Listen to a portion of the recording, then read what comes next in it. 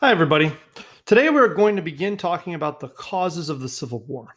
This will be the first video in a series of lectures that chronicles the events between 1850 and 1860 that ripped the United States apart, resulting in the bloodiest war in American history. Over the course of the next 4 lectures, we are going to examine a number of causes for the Civil War, namely major economic differences between the North and South, arguments about states' rights, tensions arising over westward expansion, and a series of failed government compromises that only made matters worse. However, underlying everything was the issue of slavery. Yes, the Civil War was caused by slavery. What I hope to do is help you understand how tensions over slavery underlined the major conflicts of this period, starting with the Compromise of 1850. So, ever since the Missouri Compromise in 1820, the United States had tried to maintain the sectional balance between Southern slave states and Northern free states. However, Manifest Destiny and the addition of new lands from the Mexican-American War now threatened to bring the issue of slavery to the forefront of American politics. The Wilmot Proviso, which attempted to ban all slavery in the territories acquired from Mexico, was just the beginning of the tensions created by westward expansion. Though the Wilmot Proviso never passed, it drew battle lines in America between the North and South over the issue of slavery, battle lines that would eventually be fought in the Civil War, a little over 10 years later. In the presidential election of 1848, the first election after the Mexican-American War, both the Whigs and the Democrats sought to avoid the slavery issue. The Whigs nominated General Zachary Taylor, who was the hero of the Mexican-American War. Though he didn't take a firm stance on slavery in the Western territories, he was from Virginia and was himself a slave owner. Due to health concerns, President Polk did not run for a second term, and the Democratic Party nominated Lewis Cass. Now, Lewis Cass was the father of a doctrine called popular sovereignty. Popular sovereignty was the idea that people of the Western territories should decide for themselves whether or not to allow slavery. For anti-slavery advocates in the North, neither Taylor nor Cass were very good options. Thus, a new political party was created to address the slavery issue, which came to be called the Free Soil Party. So the Free Soil Party embraced the Wilmot Proviso and argued that slavery should be banned in all Western territories. However, it is important to note that they did not go as far as abolitionists at the time, such as the Liberty Party, who wanted to abolish all slavery throughout the United States on primarily moral grounds. Shouting slogans such as free soil, free men, the Free Soilers wanted to contain slavery to the South so that free white workers in the West would not have to compete for jobs with slaves. In the election of 1848, Taylor eventually won the presidency.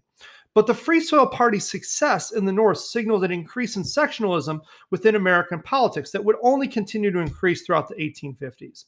So President Taylor would have been happy to leave the issue of slavery alone, but other events in 1848 made this impossible. Earlier that year at Sutter's Mill in California, gold was discovered on the American River. The discovery of gold touched off a massive migration to the West, known as the California Gold Rush. People all over the world were struck by gold fever, and tens of thousands of people traveled to California looking to strike it rich. Though most people never found their fortune, the huge migration forever changed the development of the American West. The large number of people who were flooding into the San Francisco area and the surrounding Sierra Nevada mountains put a huge strain on local government. As a result, there was a large increase in crime, including robbery, murder, and claim jumping. The people of California demanded an adequate system of government. A state government, if you will, in order to deal with the challenges of their overnight population boom. Thus, they created a constitution in 1849 and applied to Congress for statehood. So immediately, Southern politicians were alarmed by California's constitution because it excluded slavery. The entrance of California as a free state threatened to tip the delicate sectional balance in favor of the northern free states. Additionally, there were fears among some Southern politicians that it would set a precedent for free soil in the West. They were worried that other territories such as New Mexico and Utah, also part of the Mexican Cession, would ban slavery as well.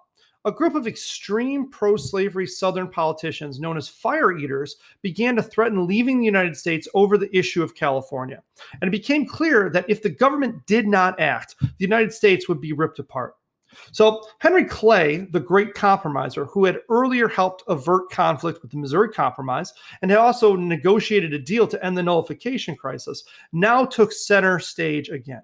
Working with Stephen Douglas, a young senator from Illinois, and with the support of Daniel Webster, Henry Clay helped craft a series of compromises that, taken together, became known as the Compromise of 1850. At first, there appeared to be a deadlock on whether or not these compromises would pass. But when President Zachary Taylor unexpectedly died in office, Millard Fillmore became the new president and proved to be much more open to this compromise. With his support, the Compromise of 1850 eventually did pass. So the Compromise of 1850 was designed to try and balance the needs of both the North and the South in regards to the dispute over California. And it really had four major components. So first, California was admitted to the United States as a free state, which satisfied the northern states. Second, to appease the South, a new stricter fugitive slave law was created. In 1850, there were about 1,000 runaway slaves each year who were finding refuge in the North. Many of these slaves were assisted by abolitionists in the Underground Railroad. So the Underground Railroad was a network of volunteers and safe houses that existed to help guide runaway slaves out of the South and to their freedom. People who guided the slaves out of the South were known as conductors, and the most famous conductor in American history was a runaway slave from Maryland named Harriet Tubman. Tubman had made 19 separate trips into the South, risking her life each time. Over 300 slaves owed their freedom to her efforts as part of the Underground Railroad. It was the presence of the Underground Railroad and the efforts of these abolitionists, such as Harriet Tubman, that caused Southerners to demand a much stricter fugitive slave law as part of the Compromise of 1850. The new law, known as the Fugitive Slave Law of 1850, imposed much harsher penalties on Northerners who helped aid escaped slaves, and it stipulated that all captured slaves were forbidden from testifying in court or being given a trial by jury before being returned to the South. Now, the third part of the Compromise of 1850 was the outlawing of the slave trade in Washington, D.C. This was a small victory for the North, but many would have liked to see the practice of slavery outlawed entirely. Southerners saw it as a victory, too, because they were able to prevent full emancipation of slaves in the nation's capital. Finally, the Compromise of 1850 settled a territorial dispute involving Texas. Texas had claimed a huge piece of land that today consists of part of New Mexico, Colorado, and Kansas. This large area was separated from Texas by the federal government and became part of the newly organized New Mexico and Utah territories. These regions were given power to choose for themselves whether or not they would allow slavery, following Lewis Cass's concept of popular sovereignty. This was a minor victory for the South because slavery was not completely excluded from these areas. However, many people recognized that the territory separated from Texas would most likely become free in the future based on this idea of popular sovereignty and the will of the people living in those regions. As compensation for their loss, the Compromise of 1850 paid Texas $10 million. So ultimately, the Compromise of 1850 would end the talk of secession and improve relations between the North and South. But the peace was really short-lived. Elements of the compromise would further provoke sectionalist feelings within the United States moving forward. By far, the most controversial component of the Compromise of 1850 was the Fugitive Slave Law. Immediately, the Underground Railroad stepped up its activity in trying to free slaves from the South. The Freedom Network helped slaves escape all the way up to Canada, where they were out of the reach of the Fugitive Slave Law and could not be returned to the South and into slavery. Northerners despised the Fugitive Slave Law, which compelled them to help enforce the system of slavery even within their free states. Many Northerners who had been moderate before the Fugitive Slave Law became passionate abolitionists. Northern states responded to the Fugitive Slave Law by creating personal liberty laws. These laws attempted to make it difficult to enforce the Fugitive Slave Law by requiring escaped slaves to have a jury trial and preventing state officials from assisting in the capture of runaway slaves.